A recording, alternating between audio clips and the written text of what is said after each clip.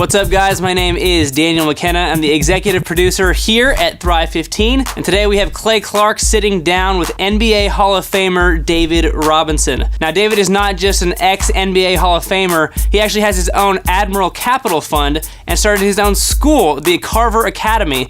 He knows a little bit about leadership, and today he's going to be talking about why the best leaders are the best learners. Dave is going to be explaining why, if you are someone who is in a leadership role or a management role, why it is so important that you are also a great learner, that you can continue getting your skills better so the people that are following you can gain from that knowledge. At Thrive, we believe that knowledge without application is meaningless.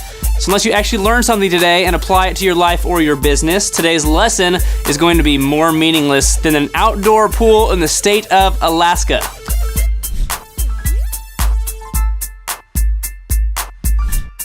Super Dave Robinson, how are you, sir? Hey, how are you, Clay? Good to see you. I'm doing excellent, We are talking about leadership and specifically how the best leaders tend to be the best learners. Now, I really am excited to talk to you about this because after you retired from the NBA, you actually went back to college.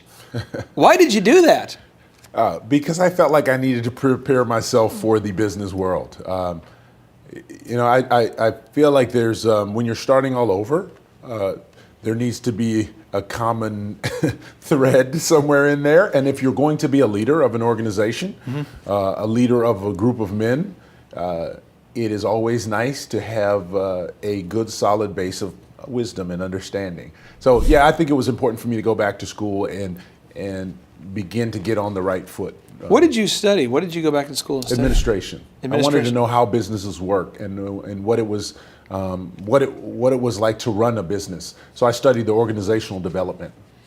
You know, a lot of people who are watching this, there's a lot of business owners watching this, people who want to start businesses. And one thing that I know I was guilty of saying early on in my career is I'm too busy marketing to learn anything. Right. I'm too busy putting out fires to learn anything new. I'm trying to just grow this business. I don't have time to learn. But if you were talking directly to, let's say, the 19-year-old version of myself, where I'm saying I'm too busy working to learn, what would you say about the importance of learning? I would say there's things like Thrive now that you can study in your own free time and practical things that will move you forward. Going back to school and getting a master's degree is not an option for everyone. Yeah. That was something I actually had the opportunity to do, so I chose to do it. I felt like it would give me credibility as well as wisdom and knowledge. But sometimes we've got our feet on the ground. Sometimes we're working and we're right in the middle of our building. Whatever it is. So we don't always have time to stop and gather. But the subject we're speaking about is the best leaders are the best learners. And that has to be true because leaders have to operate with a larger group, larger sum of information. You have to sort through the information that's given to you from all directions. Can you imagine what the president reads on a day-to-day basis? How do you assimilate that type of information? So the higher you climb up the food chain, the more you're going to have to learn. So you need to be a good learner at that level. I have found that without a doubt, every time I meet a CEO of a company, I find that if they're not voracious readers, they're voracious learners. They're always checking out a case study or watching something on a business show, or they're always talking to other entrepreneurs and asking them how they did it. Right. And one might say on the outside, well, you're already the CEO. Why are you trying to learn? Or people would say, well, Dave, you already started this successful school. Why are you going back to school? Or why are you learning? Or why are you constantly, is it a hunger inside you that makes you always want to learn more? Or is it just out of necessity? Or what is it that drives you to continue to learn year after year? Because I'm driving the bus. Okay. You can sit in row 27 and not worry about where we're going. I can't afford to do that. I need to know the roads.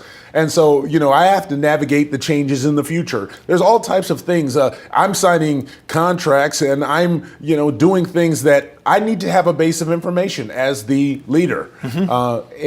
And so I have to swallow a bigger chunk of information, and my responsibility is a little bit different from the guy sitting in the 27th row. So Almost by necessity, a leader must be voracious in learning his craft, in setting the tone, setting the example. Inevitably, you have very smart people, very talented people following you. You need to have something to offer them.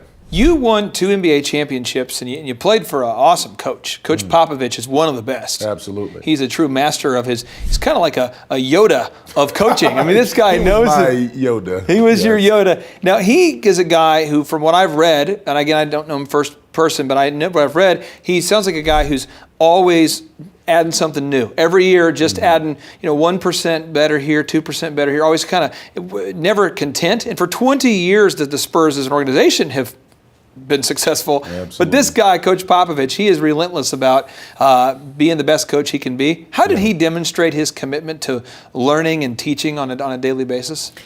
He was relentless. We as players saw him constantly breaking down film, working at a relentless pace. And we saw him mature as a person.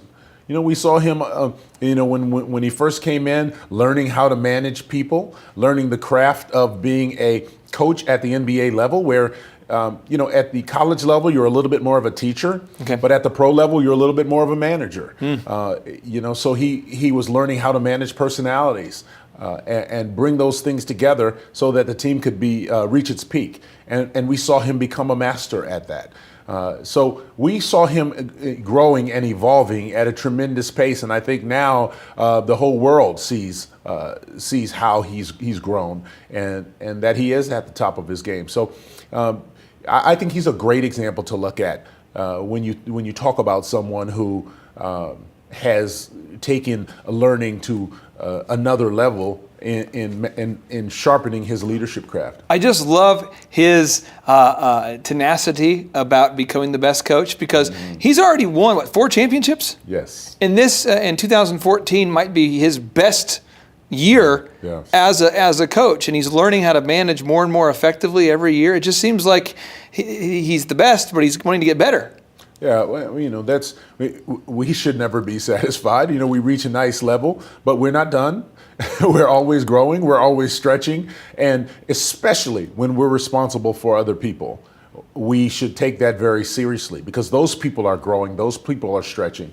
And we need to recognize that we're guiding them. And I think setting that example is critical.